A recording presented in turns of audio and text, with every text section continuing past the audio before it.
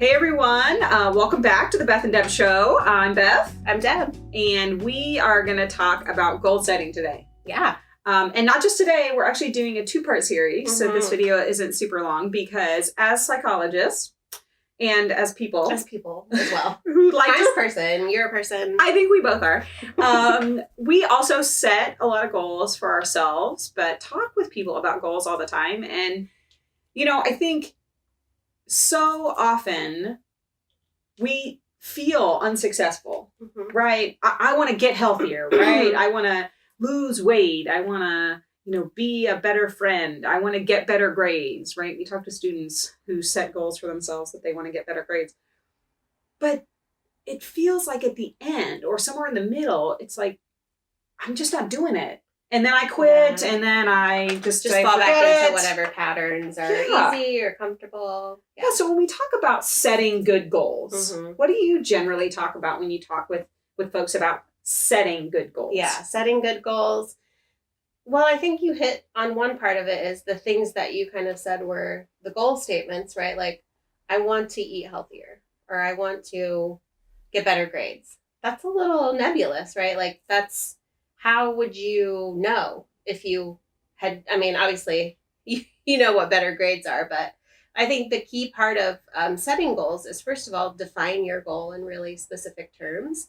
So what does eating healthy look like for you? Well, first you kind of have to assess your baseline, like where are you at right now?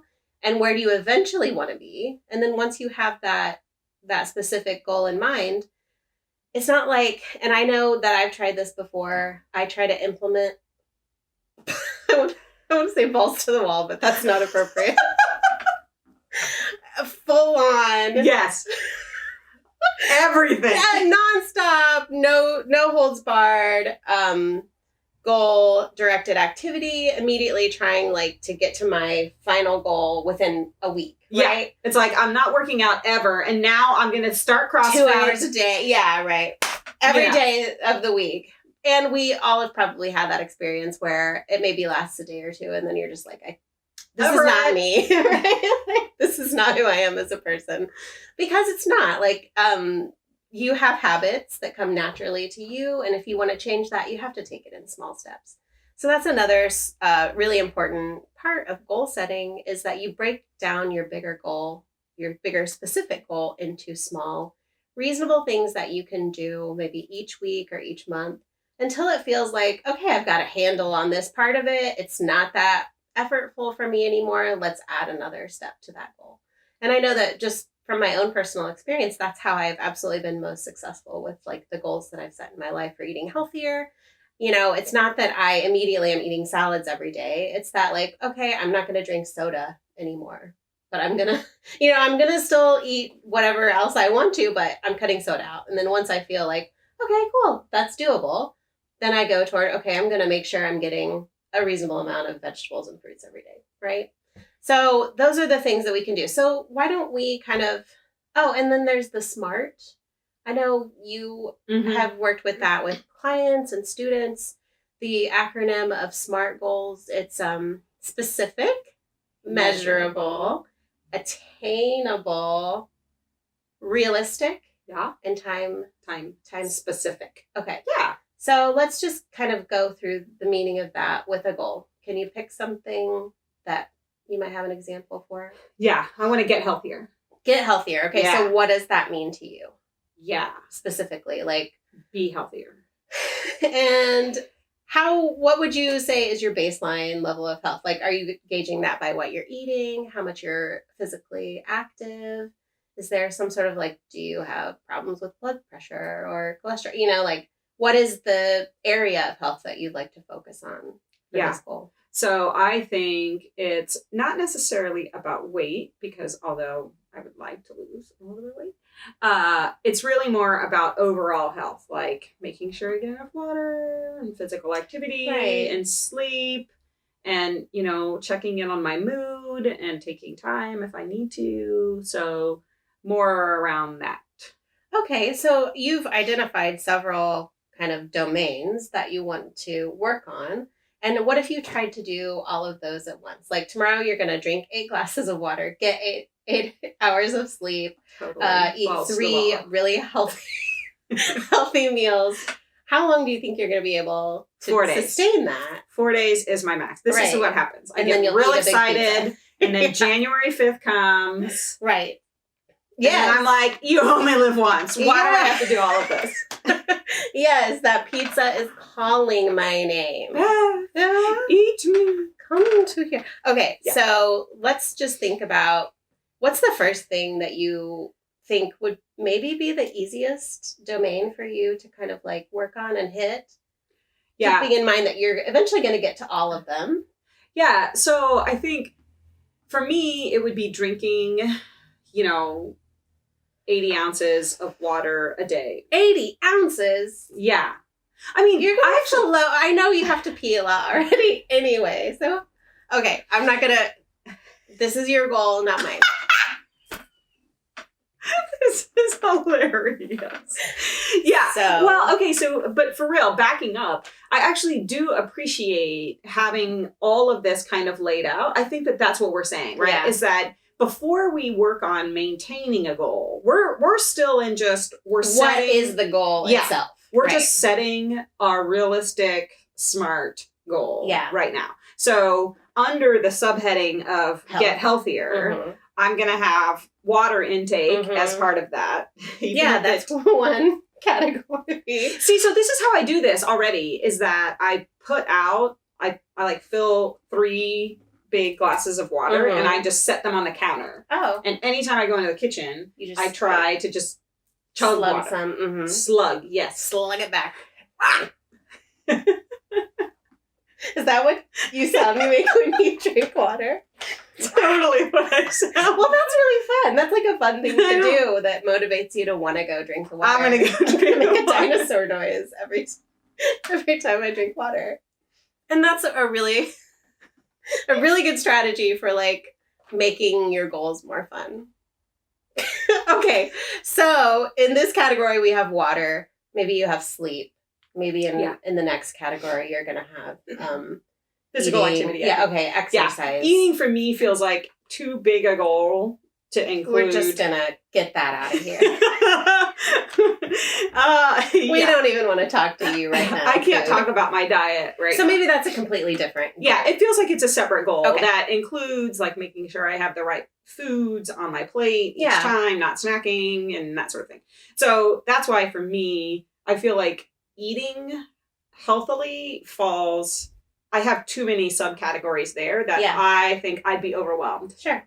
If you put it all in the same health category. But I think this also highlights another important thing as we're setting goals is thinking about things that like maybe you do it part of the way already, right? Like I already do drink a fair amount of water. I already do generally get pretty good sleep. And I already do, I might walk with a friend a couple days a week. So I think it's also reminding ourselves that part of setting good goals is not making a 180 shift to everything you're already doing. Yeah. It's like I could up my physical activity a couple days a week and that would feel healthier to me. Yeah. So like what's your baseline that you're working with? And what do you want to add to that baseline? Right. Yeah. So you may already be more healthy than other people, but for yourself, there's always room for some improvement. Yeah. So if you start with water as your goal and you say, I already drink, let's say 4 cups, which is 48 ounces of water a day, right? Like this week, I'm going to get to 60. Yeah. And next week, maybe I'll feel like, okay, that wasn't too hard. Yeah.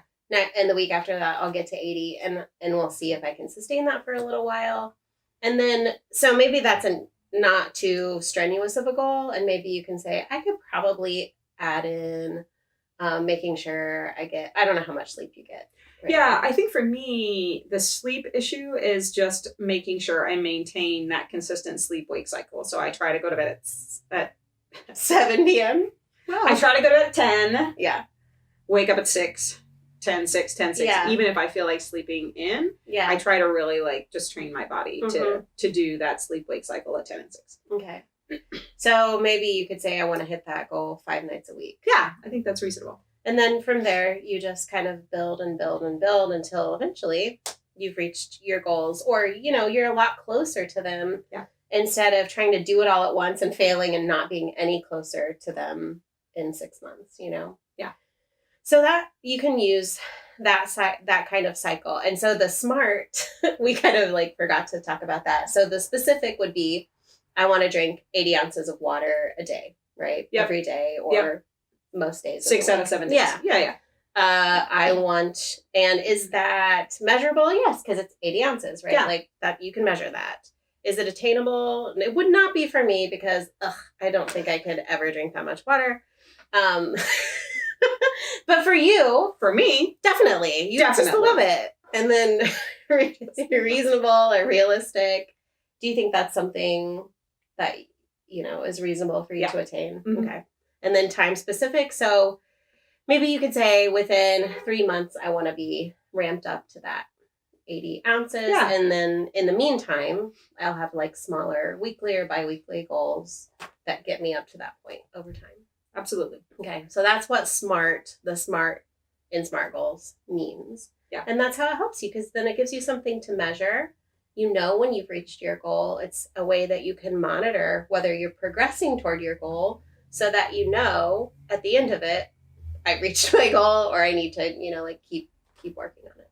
Yeah, it feels like the S and the M, like to encourage folks to be more specific and to encourage folks to pick something that's measurable. Yeah. It feels like those are the two that I come back to with Mhm. people the most. Yeah. Right. And maybe realistic, but most often it's like, okay, so what does that mean? Yeah. Right? What does getting better grades mean? And even though that feels measurable, it feels like sometimes students are like, well, I mean, I just want to get an A. It's like, well, okay, where are you at now? What does that look like? What do you need to do to get there? Yeah. So setting those sub goals of making sure you turn in all your assignments on time. Exactly. Make sure you connect with your professor each week or month or something. Yeah. Yeah, because I think it is specific and measurable to say I want to get an A this semester in this course, but it doesn't tell you anything about how you're going to go about doing that. Absolutely. Right. So that's where the weekly and monthly goals come into play as the crucial factors. And I think it's probably time to kind of segue into the next subject of like, okay, now you've got your goal. How are you actually going to make sure you're staying on track with that? And that entails good time management, making to-do lists, intentionally focusing on your goals each week, making time to think and plan, and not procrastinating. So that's what we're going to talk about next. That's what we're going to talk about next. Okay, watch our next video. Until then, feel free to like or share or subscribe and share with your friends.